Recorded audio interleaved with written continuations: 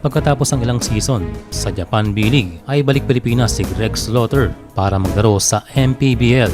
After ng Japan ay diretso ensayo itong si Greg sa koponan ng Manila SV na magbibigay ng karagdagang size sa koponang ito. Sa Manila ay makakasama niya sa frontcourt si Al Hosseini na dating naglaro sa PBA at ang crowd favorite na si Sean O'Malley na malatatang sa ilalim.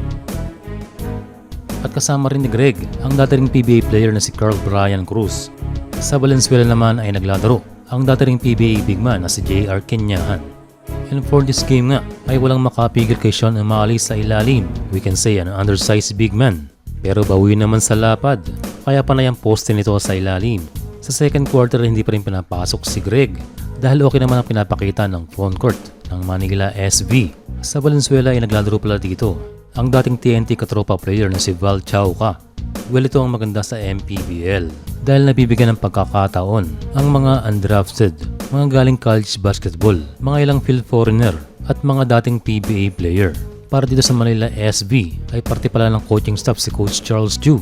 Siya nga pala ang hahawak sa Pilipinas sa Jones Cup.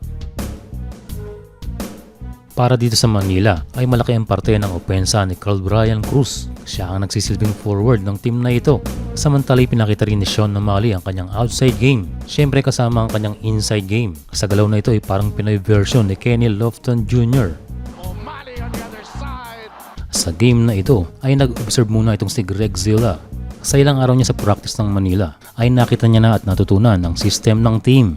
At nakita niya na rin kung gaano kapisikal si Sean O'Malley. Namunti ka ng magkamali, maigay hindi humantong sa gulo. Sa kabila nito ay panalo ang Manila sa unang game din ni Greg Slaughter. At ang final score ay 90-76.